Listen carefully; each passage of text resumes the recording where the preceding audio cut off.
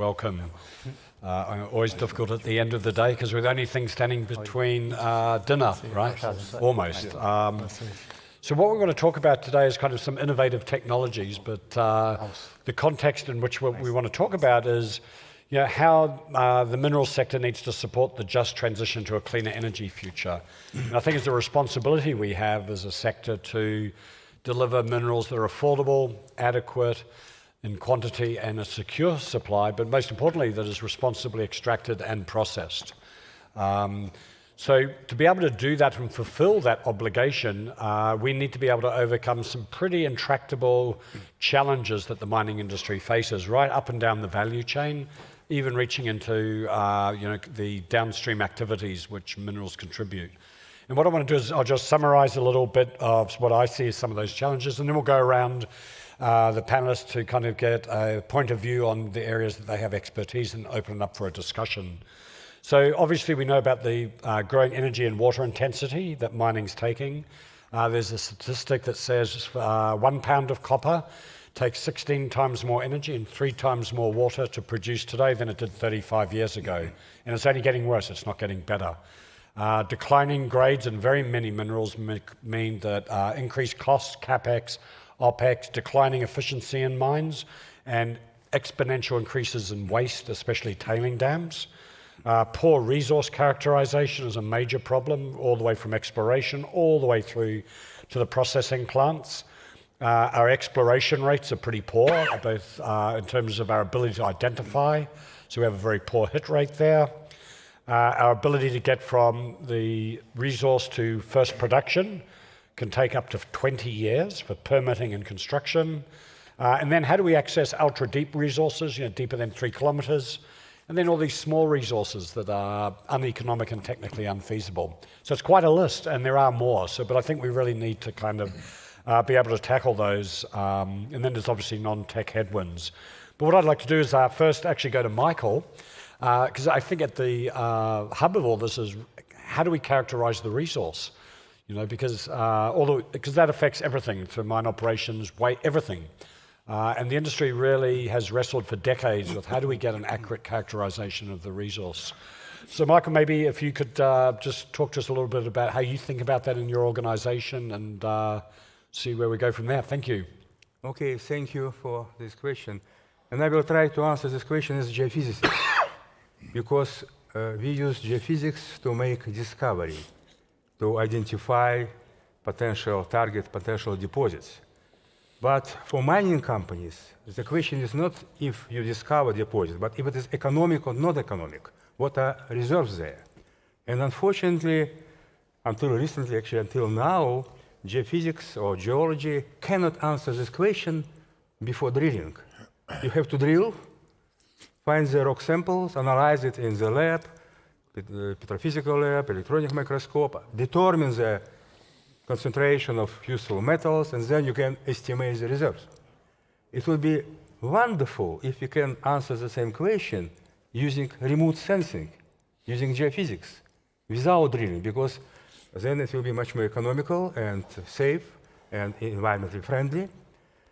And the question is it possible in principle? And what I want to say just in a few words, because of course it's a long story, that I believe it's possible. And why it's possible? Because what we determine through remote sensing, we actually determine bulk physical properties of the rocks.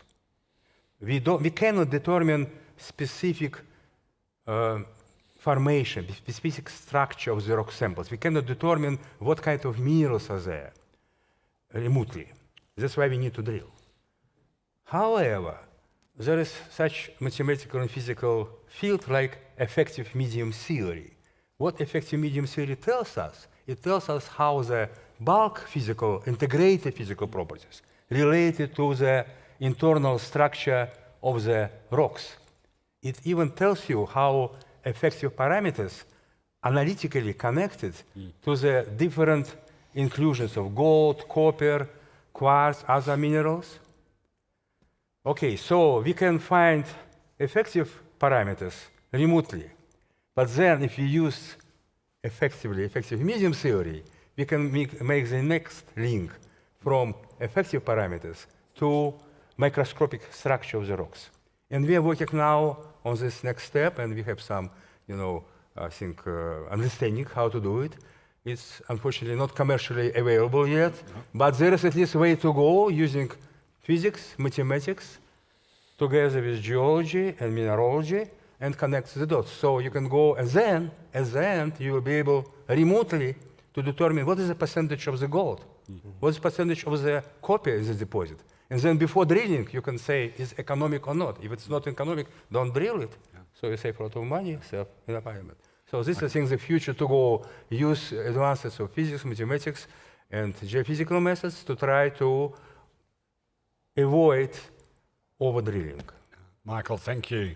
I think holy grail, if we can get rid of drilling and exploration, I think that'll help a lot.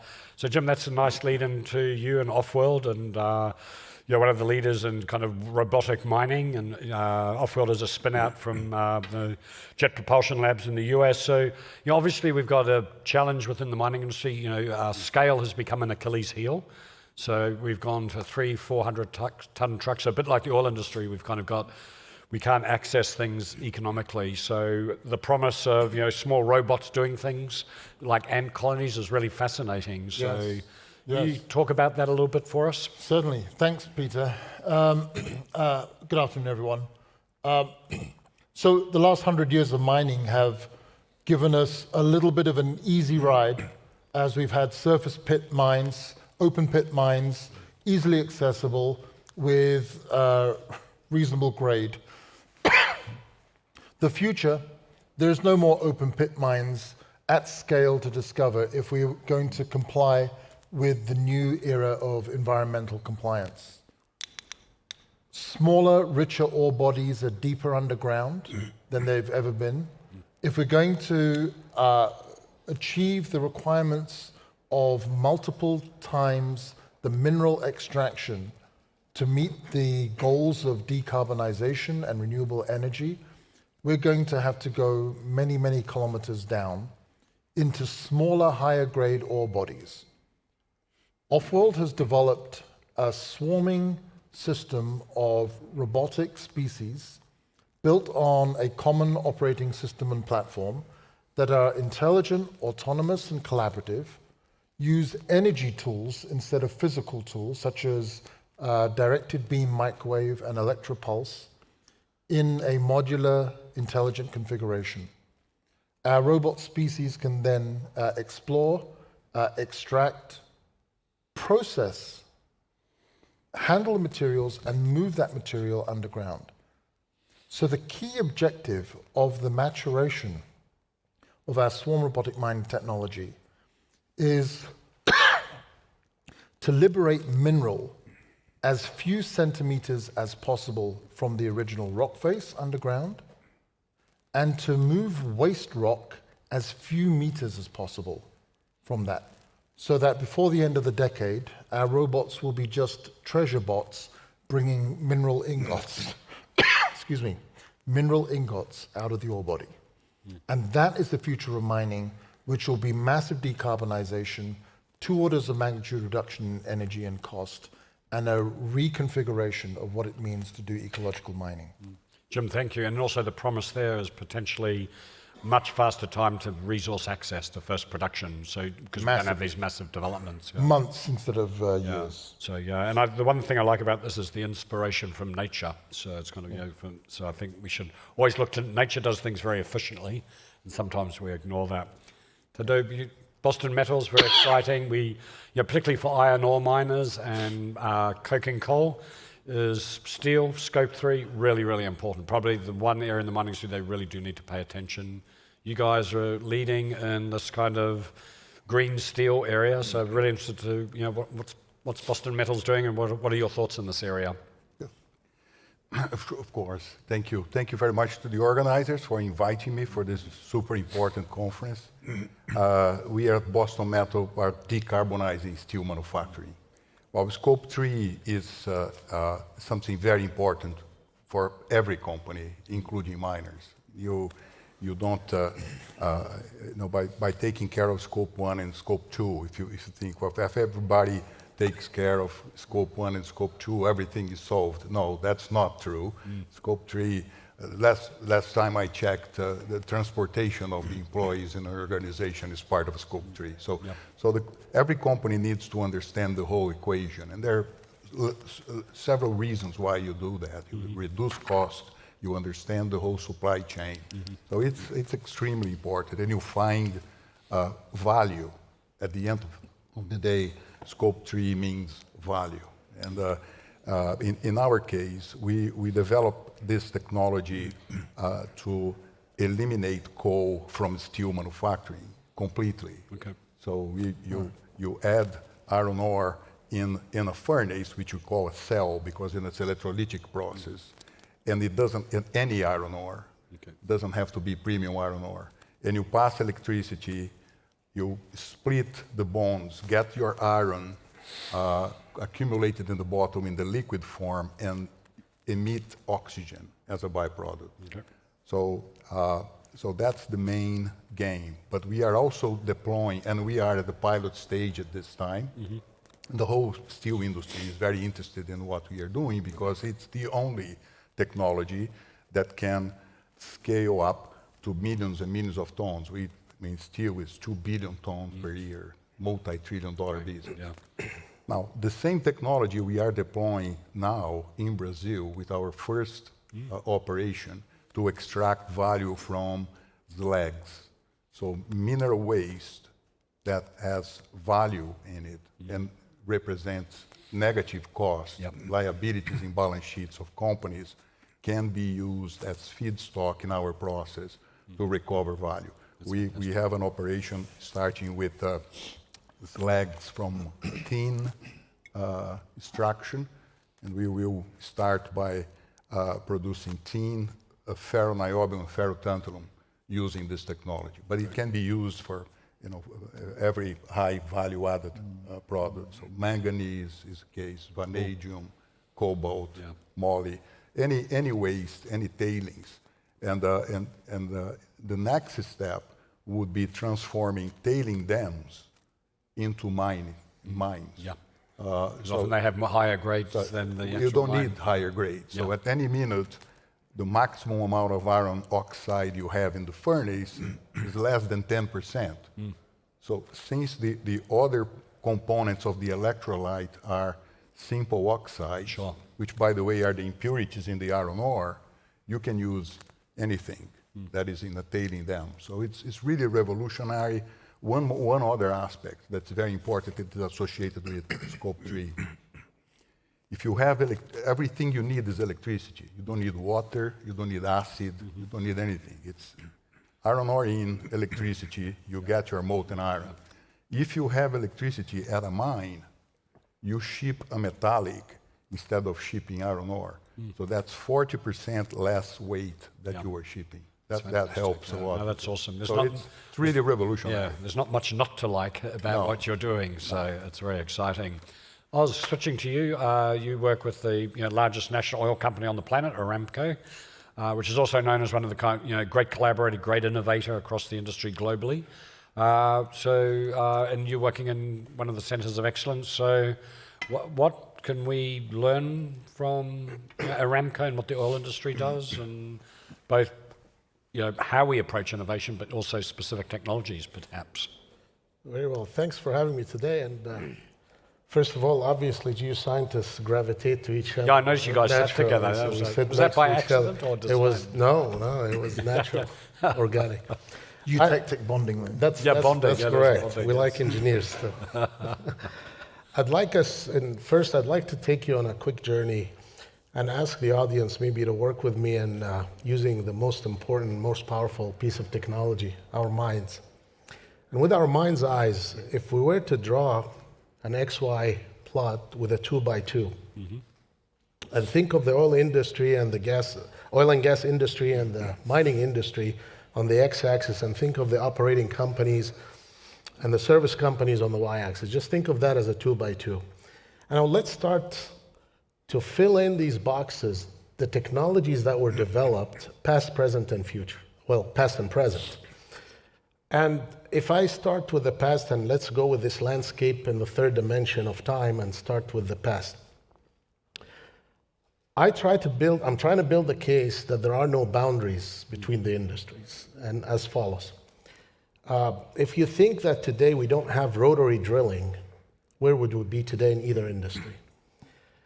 And the technologies that were researched and developed, like logging in the oil industry, the technologies that were really expanding in the mining industry, like coring. And then you think about the discipline of petrophysics that was born out of the oil industry. You could argue Gus Archie was the first to develop some of the laws of petrophysics. Seismic, I mean, the solid earth physicists were the first to use it, and seismologists. But eventually, seismic became a standard in both industries. Now, and I can go on like that, but at least each one in this room can list a number of technologies that were researched and developed by service companies in either industry or by operating companies.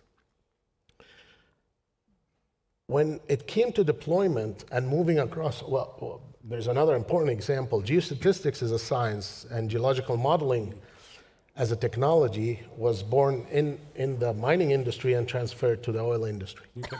All of this happened not exactly organically. It happened mostly when the deployment came, it came through the service companies.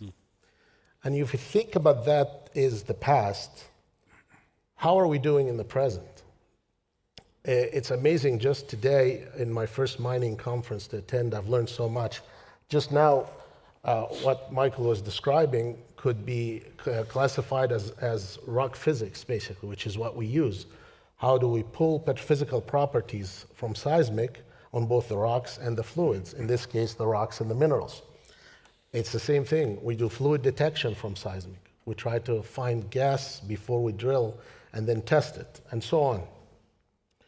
So the technologies in the present, from the past now going into the present, have been accelerated with the compute power and you could argue the soft side of things, of the technology, software, artificial intelligence, and so on. And so much is exploding now in both industries. Now, where we're going in the future is going to be very interesting because we can't rely only on the service companies to do it by goodwill or by business sense. We have to do more than that. And I think I was amazed this morning in the plenary sessions when you hear His Royal Highness and Their Excellencies, the ministers that spoke this morning, Prince Abdulaziz, Minister Al-Khuraif, and Minister Al-Faleh. Everybody was pointing out the expansion that's happening in Riyadh, especially under the context of Saudi Arabia 2030. Yep. And the regulation that's been put in place. I mean, I don't have to repeat what was said. So it looks to me that we already have all the elements from the past going into the present. We have all the players, and now we have the place where it can all come together and grow from there into something bigger. I think even in your comments, Peter, in your opening statements before the conference, it's conferences like these when both industries may be able to come together and share the knowledge on the technical aspects and on the technology aspects.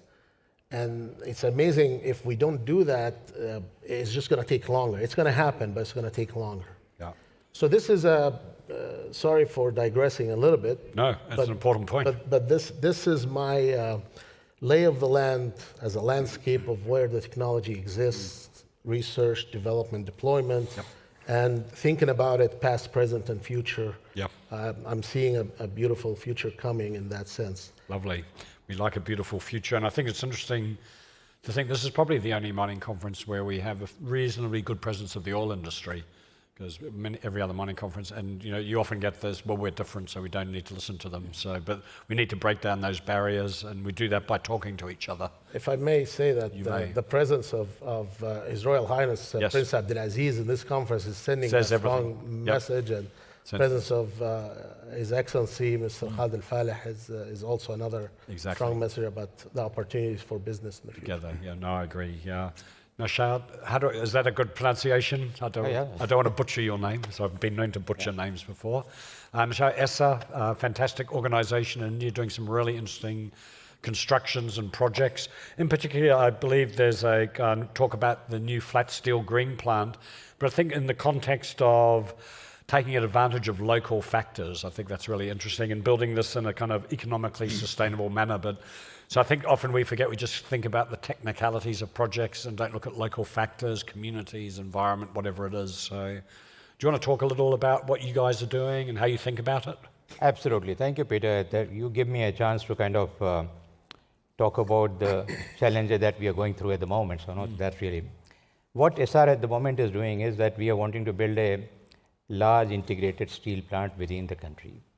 And before I talk about the issues which are there related to that, the challenges, maybe I can give you a little bit of background, so that should be useful. So we all agree that Saudi Arabia is changing very rapidly, and one of the major drivers for that change is the great vision that the country has for the industrialization. So the country wants to produce, let's say, all the upstream kind of grades which are there, which are required for automobile industry, for the food packaging, for the electrical steel, and so on. The country really wants to get into all that, all at the same time. So when we were discussing this with the Ministry of Industry and more specifically with the NIDC, which is the part of the Ministry of Industry, then there are some challenge to us. They said that you build this plant, which is going to be one of the world's best plant. This is what the intention is. But at the same time, it also needs to meet the current needs of the country as well as the future potential needs which are already on the anvil, so to speak. There were three things which are really coming out of that. One is that if you look at the total demand of it, obviously if you want to build a plant which is viable economically and things like that, you look at the demand. So if you look at the demand, then the total volume of the demand was not so much. And each of these packages were also not that much. I mean, if you look at the world picture, so to speak. But at the same time, the width of this entire requirement, so to speak, we wanted to produce 0.8 millimeter thick steel to 25 millimeter thick steel. We wanted to produce the widest steel, so to the narrowest steel, and we wanted to produce the highest grade steel which is required for food packaging as well as for the let's say automobile industry and so on, just to give some examples. There was, till about a year back, there was not a single process which could have met this requirement. And then if somebody wants to meet this requirement, then the only way was to put multiple units. And if you put multiple units which already have the larger capacity and you're not utilizing it, then it's not viable at all. So this challenge was given to us, and on top of it, obviously, the other issue is that the plant needs to be built in a so-called the green plant. It needs to be built as a green plant. So these were the things which were there. So we took this challenge and we had very detailed discussions. We already have our own experts which are there, and the discussions took place with the best of the technology suppliers in the world, which are, there are a couple of European suppliers with whom we had extensive discussions for about 6-7 months. Together with them, we started looking at what are possible options. Fortunately, there was one particular plant which was built in the US commissioned only a few months back, and that has certain capacity, but it still did not have sufficient capacity to do that. So, for example, just to give you an idea, a conventional hot strip mill can produce, let us say, from 1.5 millimeter to up to one or what other grades, but it cannot make ultra thin grade steel. And if you want to make ultra thin steel, then you have to put up another plant. But this particular plant, which we ultimately have embarked upon, the kind of design that is there, that's something which has the capability to meet the requirement of green steel.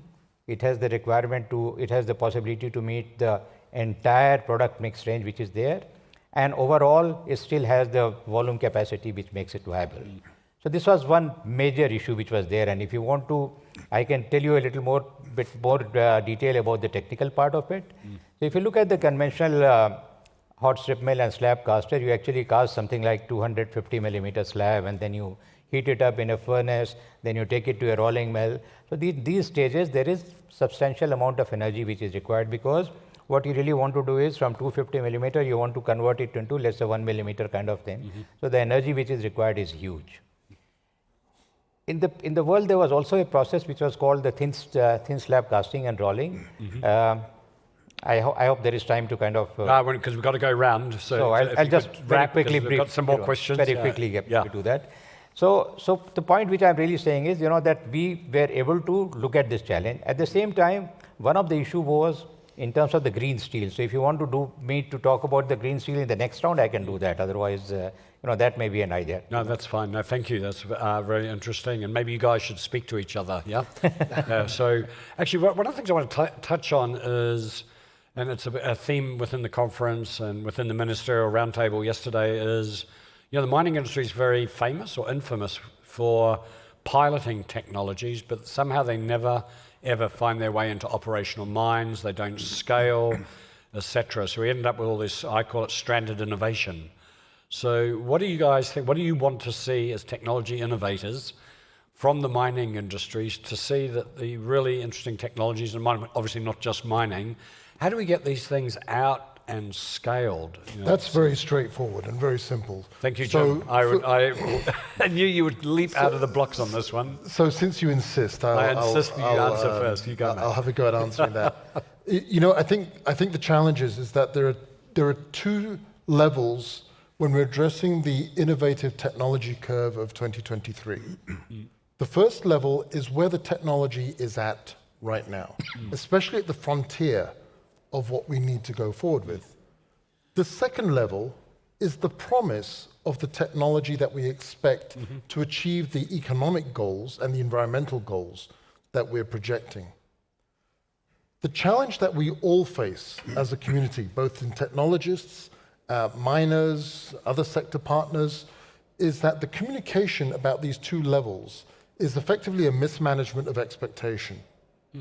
And the gap between that expectation is a failure of imagination and a failure to communicate the possibilities of what's coming and to instill a clear pathway of expectation so the capitalization of that development of that innovation is secured.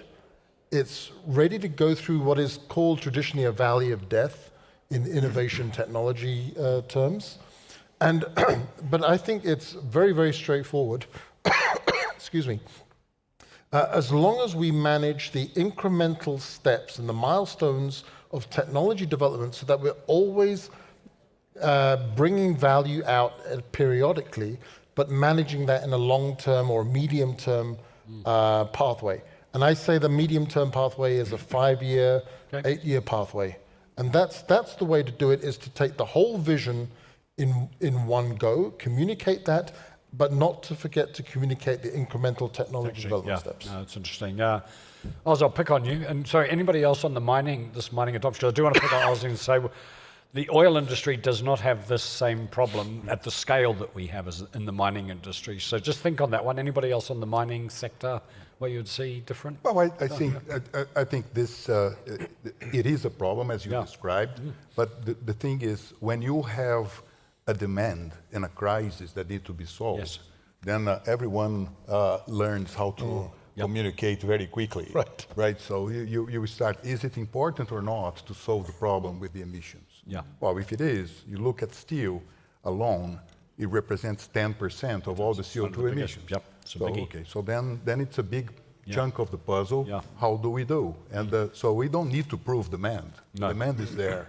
So therefore, it eases the path of implementing a timetable and communicating what needs to be done. So and humanity, both with the COVID vaccine, and we're seeing some LNG construction projects in Germany, where when there's a crisis, we somehow make things happen that normally people go, no, that's not possible. Oz, what can we learn in the absence of crisis, because the oil industry does this well without a crisis? What can we learn? What can we learn from you guys? I'd like to share a few examples just quickly. I don't know. I have a more optimistic view about the mining industry because both industries have also borrowed technologies from the outside, from the medical community, CT scanning, NMR. technology, and it's being implemented as standard operating procedure. The problem is when technology is implemented, it's forgotten that it was new at one time and it was put into practice. Today, I'll give you one example of technology we're developing is new cutters that you don't have to change throughout from surface to reaching total depth. Okay. They're so durable. So that saves a lot of time. And going from here to the point of implementation, deployment, and even commercialization, it's still a process and it takes some time. And it is transferable across industries. But I think the scale, the economy of scale in the oil industry is a lot stronger. And I'm no economist here, but I'm just saying that the implementation and the ability for service companies to bring technologies to a commercial entity that is used widely is a lot better. It has to be, just by virtue, in the absence of crisis, of course. Yeah, absolutely. Yeah. So there's a lot of innovation coming in, and it's going into practice and deployment across the whole industry. And my point is, how can you, as a mining industry, accelerate the transfer of some of these technologies across? And it goes both ways. Yeah. No, I agree, and I think that acceleration's important, collaboration's important, and I think there needs to be more investment because the mining industry invests 0.5% of revenue on innovation compared to the oil industry 4.5%. So you get what you pay for a lot of the time. So that, and we've heard a lot, we've got to increase the rate of that investment, we've got to accelerate the rate of adoption too, because we're not in a crisis mode quite yet, but we're getting there pretty quickly. So I've been given the 5-minute warning, which is now 4-minute warning. So what I want to ask each one of you, and I'm starting it right at the far end here, one takeaway for the audience here that you would like in 30 seconds from your technology. This is one thing I would like you to take away with you and do. So Pavit, the takeaway for me always is that any process which you really want to get into, just don't limit yourself as to what's happening. Look at what is really the possible options. Consult with various people, various experts and things like that. It is because the knowledge is really very, very, very wide around, and then kind of come to the right conclusions which are there. This is what I have seen. And such forums really kind of create a possibility of achieving that. thank you. That's what it was. No, that's excellent. Michael. I again address your question from point of view of exploration and geophysical exploration. Yes. But also applied both to mining and to oil and gas industry.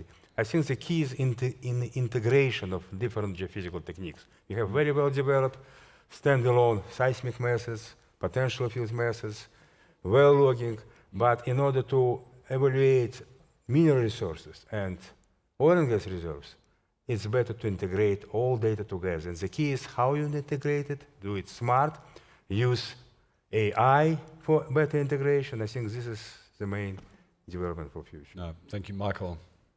Oz, Last remark insight from is you. that technology has to sit on two layers that are carrying it. It's the foundation of fundamental expertise and on top of efficient workflows. Yeah. Then technology comes in and it makes a huge difference. Without that, it may not work. Exactly. Thank you. Yep, Jim. Before mid-century, mining has to improve its effectiveness by an order of magnitude and reduce its cost, energy, and environmental impact by an order of magnitude. And we're going to make it Very good. So, milk doesn't come from the refrigerator. So, mining and mineral processing is a must. Yes. And it's very refreshing to see that the kingdom is really with a wonderful plan for the future of mining here. Yeah. So it's very necessary. It can be done the right way. Yeah, no, fantastic. And I think, we all go to a lot of mining conferences, and I think the level of energy, excitement, and strategic thinking at FMF is kind of a couple of notches up from the more traditional one. I think really interesting to me to wrap up, guys, this has been awesome. We can just keep going.